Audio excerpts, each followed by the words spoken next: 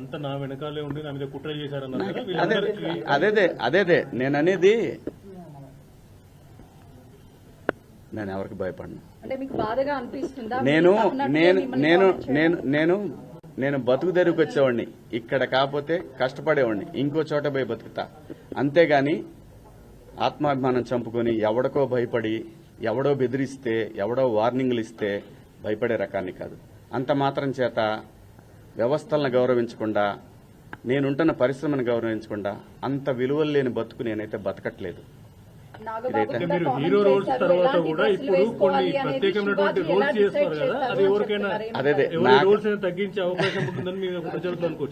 నా పాత చూడండి, నాకు భగవంతుడు ఈ జన్మలో నటుడిగా బతకమని ఇచ్చాడు.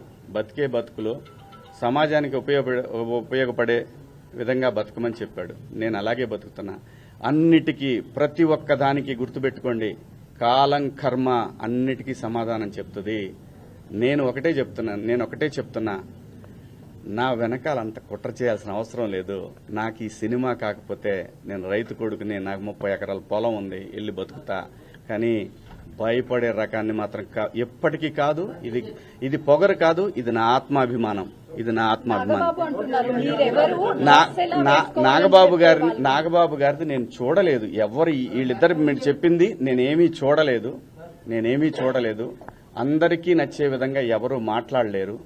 ఆఖరికి గాంధీజీ మీద కూడా హత్య జరిగింది. ఈ దేశంలో ఎవరిని, ఈ భూమి మీదనే ఎవరు సాటిస్ఫై చేయలేరు. యథార్థవాది, లోక విరోధి. అన్ని అదే ఎవరు కుట్ర పన్నుతున్నారు ఏంటనేది కనిపిస్తానే ఉంది. వాళ్ళకి ధైర్యం చిచ్చి పాపం వాళ్ళకి ఏం సంబంధం లేదు. వాళ్ళ అమాయకులు అంతే. నేను మహిళలకి చెప్పాల్సింది ఏమీ లేదు. దయచేసి ఒరే అబ్బాయిలో, మన ఇంట్లో ఆడవాళ్ళు ఉన్నారు, వీళ్ళని నాకు తెలిసి మొన్న కూడా అది క్రేజీలో జరిగిన ఇన్సిడెంట్. ఒక ఆర్టిస్టులు కనపడ్డప్పుడు జనాలు, పిల్లలు ఎగబడతారు. అదేమైందంటే ఇబ్బందికరంగా అనిపిస్తుంది. ఆ పాపం వాళ్ళకేంటంటే, నేను భాష రాదని మాత్రమే చెప్పాను గాని లేకపోతే ఆ సలహా కూడా ఇచ్చేవాడిని కాదు. ఎంబ్రాసింగ్ గా ఫీల్ అయిందని ఓ మాట చెప్దామనే దాంట్లో మాటలు తూలాను. దానికి అపాలజీ కూడా చెప్పేశాను. థ్యాంక్ యూ అండి. మీడియా సోదరులకు కూడా నేను చెప్పేది ఏంటి, పునాదులు ఏర్పడినప్పుడు ఒక కుటుంబ వ్యవస్థ ఉంటుంది. కుటుంబ వ్యవస్థ ఈ ప్రపంచంలో అత్యద్భుతంగా ముందుకు వెళుతున్న ఏకైక వ్యవస్థ భారతదేశం. ఈ భారతదేశంలో ఎవరు ఎలా బతకాలనేది రాజ్యాంగం నిర్దేశిస్తుంది, నేను కాదు. ఒకవేళ ఎవరి హక్కులకైనా భంగం కలిగినప్పుడు దానికి ఇలాంటి వ్యవస్థలుంటాయి. సో నాకు అర్థమైంది ఏంటంటే, సలహాలు ఇవ్వటం మానుకోవాలి. సలహాలు ఇవ్వటం, మంచి మాటలు చెప్పటం మానుకోవాలి. ఎవరిదాడికి తెలుసు. ఇక్కడ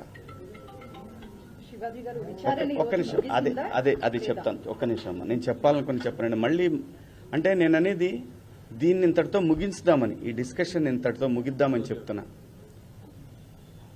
ఎవరి అభిప్రాయాలు వాళ్ళకి తెలుసు. ఇక్కడ మంచి మాటలు చెప్పాను, చెడ్డ మాటలు చెప్పాను అనే దానికి బ్యారియర్ లేదు. Very clear.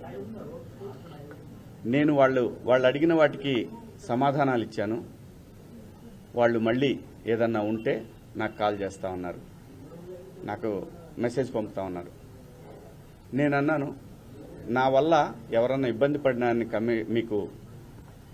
నేను ఇబ్బంది పెట్టానని మీకు ఎవరన్నా డైరెక్ట్గా వచ్చి కంప్లైంట్ ఇస్తే అప్పుడు కూడా నేను వచ్చి మీకు సమాధానం చెప్తాను మేడం అని చెప్పాను.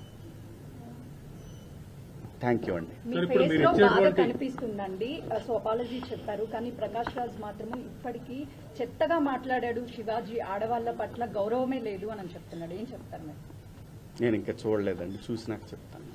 ఆయన సార్ మీరు ఇచ్చిన ఎక్స్ప్లెనేషన్ తోని ఇప్పుడు ఈ మహిళా కమిషన్ యాక్సెప్ట్ చేశారా సార్? మీ మాటలకి కట్టుబడే ఉన్నారా? కేవలము 2 మాటలే పొరపాటుగా అన్నాను అన్నది మాత్రమే వెనక్కి తీసుకుంటున్నారు. వాళ్ళకి ఏవైతే నచ్చలేదో వాటికి నేను క్షమాపణ చెప్పాను. నేను ఇచ్చిన స్టేట్మెంట్ అలాగే ఉంది కదా, దాన్ని నేను వెనక్కి తీసుకున్నది ఆగుతుందా? కాదు కదా. నేను మంచి చెప్పటం తప్పు అనేది నాకు అర్థమైంది. మీకు థ్యాంక్ యూ. సోషల్ మీడియాలో విపరీతమైనటువంటి మద్దతు సపోర్ట్ కూడా వస్తుంది. చాలా ఏం పెద్ద ఎత్తున చెప్తారు వస్తుంది. వాళ్ళకి? ఎందుకంటే నేను అనేది ఒకటే,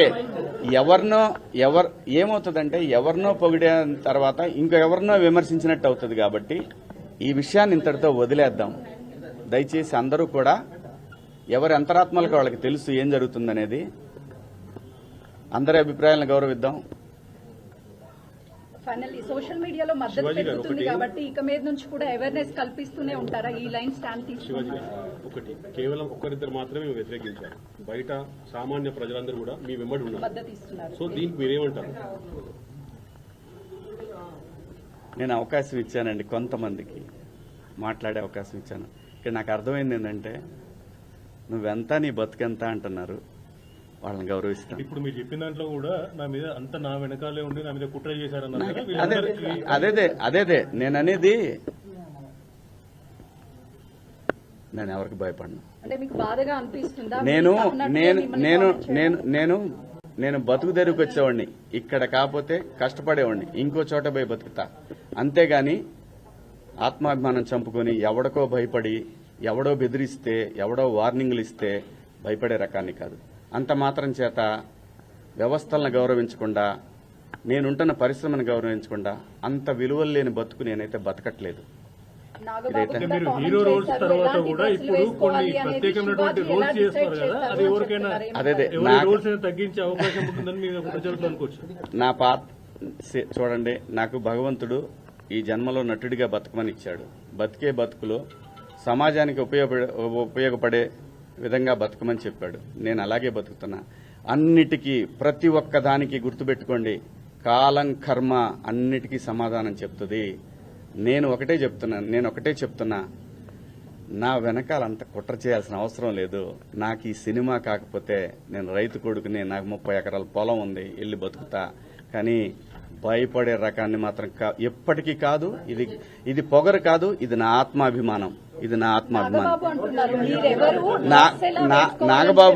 నాగబాబు గారిది నేను చూడలేదు.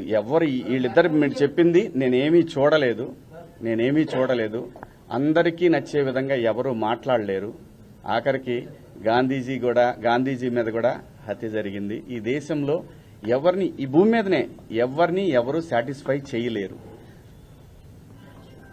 యథార్థవాది, లోక విరోధి. మీడియా ముఖంగా మహిళలకి మరొకసారి ఏమైనా చెప్పాలనుకుంటున్నారా? తెలీదండి. మీడియా ముఖంగా అన్ని మహిళలకి అదే ఏమైనా చెప్పాలనుకుంటున్నారా? ఎవరు కుట్ర పన్నుతున్నారు ఏంటనేది కనిపిస్తానే ఉంది.